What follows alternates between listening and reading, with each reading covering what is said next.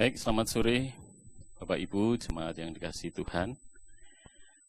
Hari ini mudah-mudahan saya lebih lancar ya, karena kalau hari Minggu kemarin saya harus menceritakan kisah sedih saya, jadi sepanjang khotbah saya menahan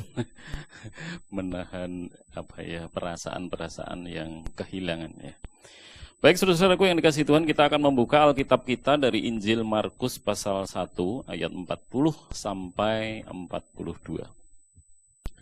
Markus pasal 1 ayat 40 sampai 42.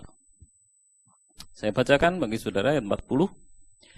Seorang yang sakit kusta datang kepada Yesus dan sambil berlutut di hadapannya, ia memohon bantuannya, katanya, "Kalau engkau mau, engkau dapat mentahirkan aku." Maka tergeraklah hatinya oleh belas kasihan. Lalu ia mengulurkan tangannya menjamah orang itu dan berkata kepadanya, "Aku mau, jadilah engkau tahir." Seketika itu juga lenyaplah penyakit kusta orang itu dan ia menjadi tahir. Bapak Ibu Saudara jemaat yang saya kasih di dalam Tuhan Yesus, beberapa anak kecil berkumpul dan mereka berbicara tentang cita-cita mereka. Aku ingin menjadi penyanyi pop seperti Michael Jackson. Aku ingin menjadi jenderal tentara yang memimpin perang. Yang ketiga berkata, aku ingin jadi Spider-Man. Namanya juga anak-anak, saudara-saudara ya. Nah, itu percakapan anak-anak kecil, saudara-saudara. Nah, kalau muda-mudi mungkin beda ya. Aku pengen, kalau orang Jawa pengen, aku pengen jadi manten. Simpel. Anak-anak muda ya. Nah, saudaraku yang dikasihi Tuhan, padahal pencapaian tertinggi manusia adalah sesungguhnya bukan menjadi ini, menjadi itu. Manusia yang diberi atribut-atribut, pangkat-pangkat, ya, gelar-gelar.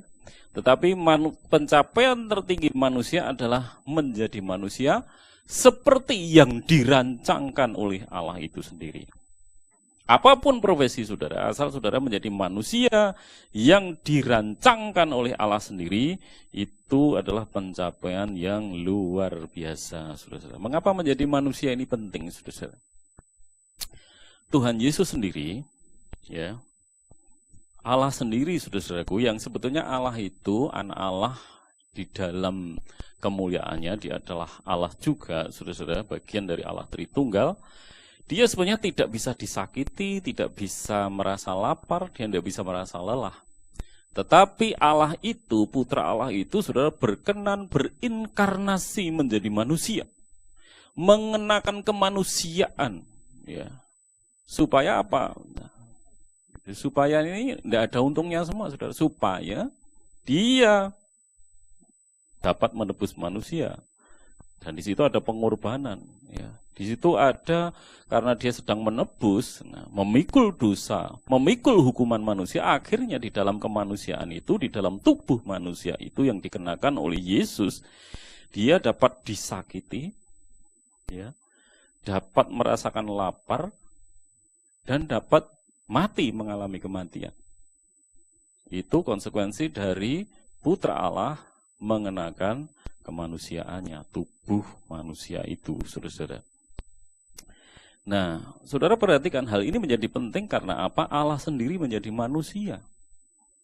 Ya, memang dia menjadi manusia yang teladan. Makanya tadi saya katakan, saudara, menjadi manusia adalah pencapaian tertinggi. Karena Allah sendiri, saudara, sesungguhnya menjadi manusia.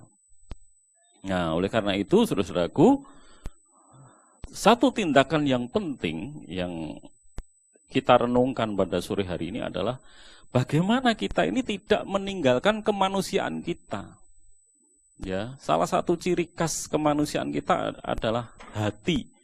Belas kasihan itu salah satu hal positif di dalam diri manusia. Saudara lihat tadi di dalam ayat 41, maka tergeraklah hati Yesus, hatinya oleh belas kasihan. Belas kasihan kepada siapa? Orang yang kena sakit. Sakitnya, saudara-saudaraku, yang ini sakit yang menjijikkan pada waktu itu, yaitu sakit kusta. Sakit kusta itu, saudara, pada zaman Yesus, orang orang kusta yang berada dekat orang yang sehat boleh dilempar batu. Supaya orang yang kusta itu menjauhi daripada orang yang sehat. Itu dibetulkan. Orang sakit kusta itu menjijikkan, saudara. Ya, bagi mereka karena kulitnya mulai busuk, ya, jari-jarinya mulai lepas satu persatu karena ada pembusukan. Nah, oleh karena itu dianggap penyakit yang menjijikkan. Kalau kita lihat pada masa-masa kini, saudara, COVID itu juga penyakit yang orang kalau sudah kena COVID, saudara-saudara kayak kena kusta. Orang ketika ketemu lari semua, saudara-saudara, ya, lari semua, menjauhi semua. Karena memang siapa yang mau tertular oleh penyakit yang sangat berbahaya itu. Kalau ini bukan menjijikkan, tapi ini penyakit yang sangat berbahaya, saudara, beresiko. Oleh karena itu, saudara-saudara, saya salut dengan para tenaga medis, ya, yang dia melayani orang-orang yang seperti ini. Sebetulnya resikonya lebih tinggi daripada sekedar kusta, saudara. Melayani orang-orang yang sakit COVID, ya. Makanya kita malam hari ini nanti akan berdoa, saudara, tenaga-tenaga medis yang melayani para pasien dengan sepenuh hati. Resikonya, saudara, adalah diri mereka sendiri akan terpapar atau ketularan COVID, dan tidak sedikit yang mengalami kematian juga. Apakah mereka sial? Tidak, saudara. Mereka punya hati nurani. Mereka berusaha menolong sesamanya yang menderita. Dan itu seperti hati Yesus. Ya. Yesus meskipun orang menjauhi orang kusta, saudara, itu suatu penyakit yang menjijikkan, yang najis. Waktu itu dikira menular sehingga orang ketakutan semua. Tapi Yesus berkenan tidak lari, tidak menjauhi. Tetapi menolong, melakukan pelayanan. Nah, inilah yang dilakukan oleh tenaga-tenaga para medis, ya, para dokter, para bidan. Dan tidak sedikit dari mereka yang akhirnya terpapar. Kita tidak bisa menyalahkan mereka, karena itu panggilan mereka. Tugas mereka sebagai, selain profesinya, tetapi juga sebagai manusia. Oleh karena itu, saudara, melihat pengorbanan mereka pada saat saya diperiksa, ketika saya opnam di rumah sakit baptis, ketika malam hari jam 10 biasanya, atau kadang-kadang setengah 11 diperiksa, itu biasanya kalau saya tidur itu saya tidak pakai masker. Karena waktu itu Eldo belum masuk, sekamar saya sendirian. Kalau tidur ya masker saya lepas. Ya. Nah, seringkali perawat datang malam untuk memeriksa darah atau memberi obat atau memberi suntikan. Ya. Biasanya saya suntikan dulu, sebentar Bu, sebentar Mbak, saya tak pakai masker. Mengapa saya memakai masker? Karena saya menghargai mereka. Ya. Menghargai profesi mereka, menghargai pengabdian mereka.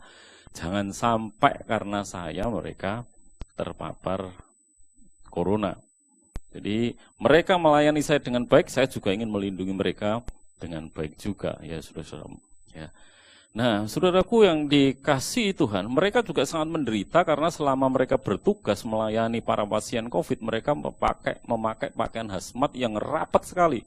Ada bagian-bagian dekat hidung yang diplester, saudara, maskernya itu diplester supaya tidak tembus, ya. Pakai kacamata, pakai masih rangkap-rangkap, saudara, supaya sungguh-sungguh tidak tertembus. Nah, ini sesuatu tindakan yang sangat mulia, saudara. Stephen Hawking pernah berbicara tentang perkiraannya. Manusia dapat pergi ke bulan, dapat pergi ke tempat-tempat yang selama ini tidak dapat pergi ke sana. Namun dalam 100 tahun manusia itu akan pergi meninggalkan kemanusiaannya. Di dalam masa COVID ini akan semakin terlihat, saudara, manusia meninggalkan kemanusiaannya. Ya. Pergumulan orang yang terkena COVID, saudara, kalau saudara tahu, kami sekeluarga mengalami, saya termasuk mengalami pergumulan COVID yang cukup parah, cukup berat. Istri saya sangat berat, ya, sampai gagal, kita selisih sedikit, saudara-saudara. Nah, pertama, saudara, para penderita COVID itu dia berjuang melawan penyakitnya. Apalagi yang berat, dia berjuang untuk lepas dari kematian. Itu perjuangan yang sangat berat. Lalu setelah dia berhasil mengatasi kematian, mengatasi penyakitnya, dia sembuh, dia harus berjuang mengalami perjuangan kedua apa? Dia seperti zombie. Orang takut semua, saudara. Ketemu lari ketakutan semua, ya. Tapi tidak semua orang. Nah, Nah, kadang-kadang orang di situ mengabaikan perasaan lo. Ini bukan masalah saya, saudara. Sebetulnya beberapa hari ini saya melihat status beberapa orang ya. Saya melihat status-status mereka itu yang terutama yang terkena COVID ya. Mereka berjuang di dalam memasang status itu supaya diterima kembali di dalam masyarakat ya, tidak disingkiri orang, tidak disingkiri teman-temannya. Banyak tulisan-tulisan mereka, tidak hanya 1-2. Saya membaca karena banyak waktu saya ketika sakit ini saudara memutar-mutar dan yang membaca status orang, kita melihat saudaraku ini perjuangan yang sangat berat ya. Kalau kami memang masih isolasi mandiri, saya dan anak-anak itu isolasi mandiri, memang jangan saudara dekati. Ini jadi bukan masalah saya. Saya juga tidak mau mendekati saudara, sama saja. Karena saya masih di dalam tahap isolasi mandiri. Ya, ini juga bukan masalah saya. Tetapi saudara, kita harus melihat orang-orang yang terkena COVID akhir-akhir ini, siapapun, tidak hanya pendeta saya, tidak hanya anak-anak saya. Di sana ada dokter-dokter. Dokter-dokter adalah profesi yang sangat mulia. Guru-guru, bidan-bidan, perawat-perawat, ini orang-orang baik semua, saudara. Apakah kita tega nanti setelah mereka sembuh, ketika mereka mendekat, kita lari dari mereka? Nah, ketakutan-ketakutan itu karena kita tidak memahami ya, sebetulnya COVID itu bagaimana, kesembuhannya seperti apa, setelah seperti apa, orang dinyatakan sembuh, dan kalau sudah sembuh itu seperti apa, mungkin kita tidak pernah membaca. Sehingga kita menjadi sangat ketakutan terhadap orang-orang bahkan yang sudah dinyatakan sembuh, pulih ya, benar-benar sudah tidak menularkan. Nah, memang beberapa saat bisa menularkan lagi, itu seperti semua orang, saudara. Di beberapa tempat bahkan saudara-saudaraku yang dikasih Tuhan, orang yang meninggal pun ditolak, dimakamkan di tempat pemakaman umum ya. Menyedihkan sekali, mereka ditolak, sudah mati ditolak loh. Padahal kalau sudah mati itu takut ketularan loh, takut ketularan kan enggak usah ke makam, selesai. Di rumah saja. Atau takut jenazahnya menulari jenazah-jenazah lain. Maksudnya apa? Ya. Nah, ini sudah semakin tidak jelas lagi, saudara-saudara yang dikasihi Tuhan. Ya, kita melihat banyak orang yang begitu ketakutan, tetapi ya di Tulungagung ini tidak, saudara. Istri saya almarhum, ya jenazah istri saya diterima di tempat pemakaman umum, dan saya dengar di berbagai pemakaman umum di Tulungagung orang yang meninggal karena COVID pun tidak ditolak. Ya, ini luar biasa baiknya. Nah, tetapi kita tetap terus belajar ya dari kebaikan-kebaikan. Kita tetap menjadi manusia yang punya hati nurani, yang punya hati belas kasihan. Nah, saya juga salut saudara-saudara terhadap seluruh jemaat Duta Ilahi yang berani ya saudara. Meskipun saudara mungkin takut-takut, tapi saudara berani mengantar makanan ya. Ini tadi sore tadi ada Bu Win yang sempat ngobrol sama saya juga beberapa saat ya. Saudara tidak begitu ketakutan ya. Padahal saya masih isolasi, harusnya saudara gak takut. Ada teman-teman hamba-hamba Tuhan, Bamak yang kemarin pulang dari persekutuan, mampir, ngobrol di depan gereja dengan saya, kira-kira 15 menit ada, saudara-saudara. Ya, kita tetap menerapkan protokol, karena saya sebetulnya belum ditemui. Tapi mereka baik sekali, saudara-saudaraku yang dikasihi Tuhan. Ada tetangga gereja sini yang juga pagi-pagi datang, ya jaraknya kira-kira 2 meter, ngobrol dengan saya 5 menit. Pak Pur ini yang kelas berat ini nemani saya pasang instalasi alat-alat kemarin seharian di sini. Dia juga enggak takut, ini luar biasa. Nah, saudara-saudaraku yang dikasihi Tuhan, tapi tetap ya kita kemarin ini, sekarang posisi meja sudah dijauhkan supaya Pak Pur jauh dari saya. Jadi makanya saya berani melepas karena saya sudah jauh dari beliau ya. Dan beliau tak suruh tutup yang rapat ya. Nah, saudaraku, penularan yang sangat berbahaya sesungguhnya kalau saudara fokus terhadap orang-orang yang sudah kena COVID. Saudara menjauhi hanya orang-orang yang kena COVID, ada bahaya saudara. Saudara akan terlena terhadap orang-orang yang tidak kena COVID. Karena orang-orang yang COVID itu, saudara, bisa menginfeksi orang yang kena COVID maupun yang tidak pernah kena COVID. Sama saja bahayanya. Ya, sama bahayanya, saudara-saudaraku. Orang OTG, orang tanpa gejala, keluarga saudara, sahabat saudara yang saudara ajak ngopi, ngobrol, karena dia tidak COVID, saudara mungkin santai. Nah, padahal dia bisa jadi OTG juga. Nah, jangan sampai saudara hanya fokus kepada orang-orang yang terinfeksi sampai saudara mengabaikan orang-orang yang tidak kelihatannya tidak sakit tetapi dia membawa virus COVID juga. Ya. Kalau penyintas COVID malah jelas, saudara. Statusnya dia COVID-nya diobati. Ya, sekian lama gejala hilang, sekian tambah sekian hari bersih, sudah, nggak menularkan. Nah, dia mungkin bisa membawa COVID lagi, terinfeksi lagi kalau dia sudah mulai dolan ke sana kemari. Nah, itu seperti orang umum, bukan hanya penyintas COVID ya. Orang biasa juga gitu. Oleh karena itu sikap kita seharusnya tetap waspada sama saja, saudara. Mari kita perlakukan sama ya, orang yang terkena COVID dan tidak terkena tuh. Orang yang terkena COVID yang sudah dinyatakan sembuh ya, dengan orang yang belum pernah COVID diperlakukan sama. Mereka sama-sama bisa berbahaya. Tapi juga bisa sama-sama tidak berbahaya juga. Ya, tergantung apakah orang itu terus-menerus disiplin menjalankan 5M itu. Nah, saudara, pada zaman Tuhan Yesus ya, orang yang mirip adalah tadi ya orang yang sakit kusta. Ya. Nah, tetapi saudara-saudaraku yang dikasihi Tuhan Yesus mengerti, Yesus ketika menjadi manusia, dia sungguh-sungguh menjadi manusia seperti yang dirancangkan Tuhan. Makanya dia bersikap berbeda terhadap orang yang sakit kusta, tidak seperti orang pada umumnya. Nah, sore hari ini saudara-saudaraku kita akan belajar mengasihi orang-orang yang tersingkir. Ya seperti orang kusta pada zaman Yesus, kalau zaman sekarang khususnya karena hari-hari ini kita mengalami banyak teman-teman kita juga yang terpapar COVID, sahabat-sahabat kita yang terpapar COVID, keluarga kita yang terpapar COVID. Kita belajar mengasihi mereka, bagaimana caranya mengasihi mereka. Nah, saudara-saudaraku yang pertama, mengapa kita harus mengasihi? Karena kita sendiri sesungguhnya adalah orang yang sesungguhnya seharusnya selayaknya dibuang.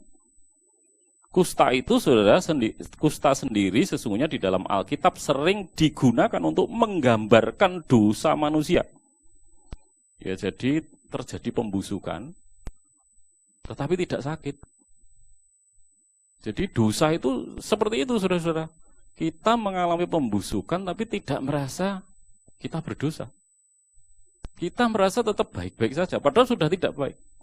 Ya, makanya Yesus mengecam orang-orang Farisi itu, kok kamu itu seperti kuburan yang dicat putih. Kamu merasa dirimu bersih, baik, padahal dalamnya bangkai, ya, yang busuk. Nah, itu seperti kusta, saudara-saudara. Ya, jadi orang sakit kusta itu membusuk tanpa sadar kalau dirinya membusuk. Ya. Protol-protol jari-jarinya tanpa terasa sakit.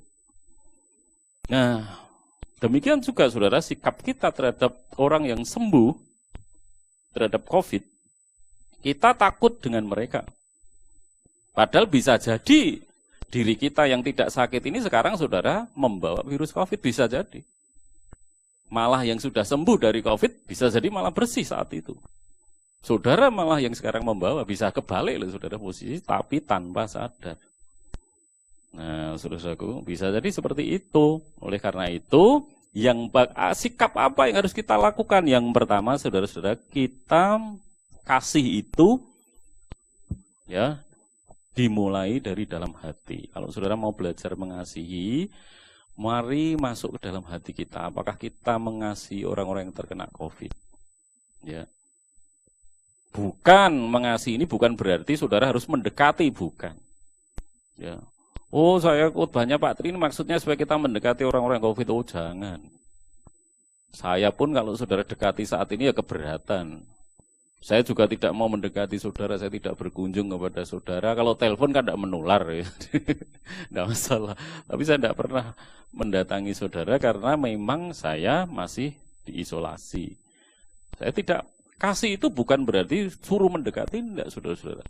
Tetapi kita pertama, saudara, memiliki hati, ya, hati yang memiliki empati kepada orang-orang yang terkena COVID.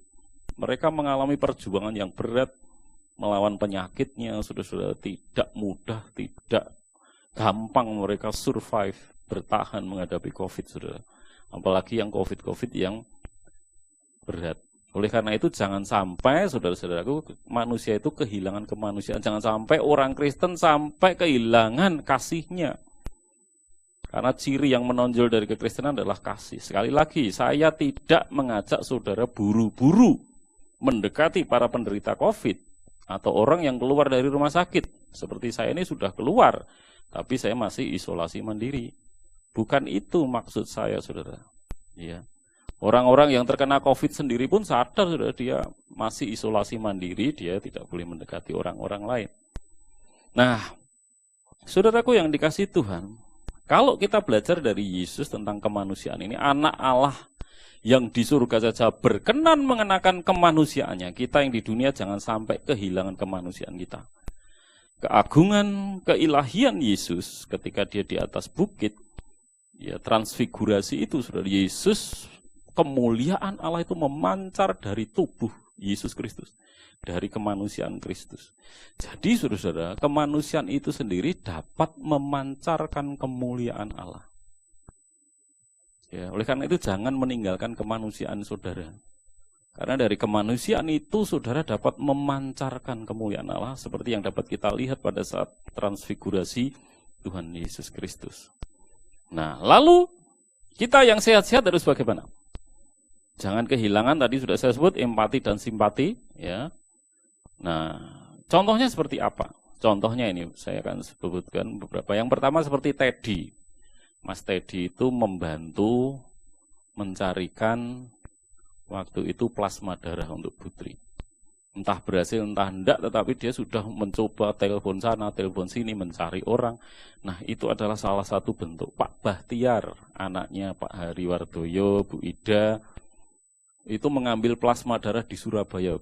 Ya, bersama Pak Yuswa, asisten musik di Getsemani.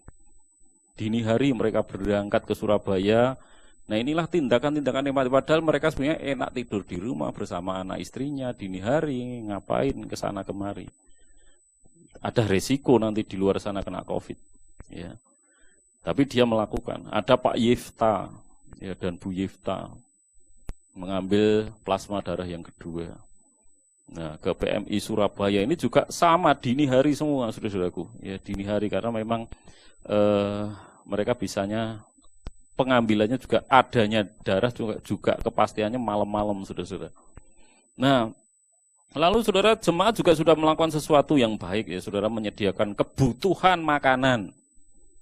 Dari saya ini selama 2 minggu, 3 minggu disediakan, terus anak-anak dipikirkan. Ini adalah contoh yang baik, saudara, melakukan empati yang bagus, saudara. Nah, lebih bagus lagi tidak hanya keluarga gembala, ya, tapi keluarga-keluarga yang kena COVID, tetapi memang sampai sekarang mereka kesulitan makan, tidak memiliki bahan makanan. Nah, itu saudara pikirkan juga. Ya, ada juga yang terus tiap hari menelpon saya, menanyakan kabarnya, memberi semangat. Itu bagus sekali, walaupun saudara hanya bertelepon. Menyemangati saya.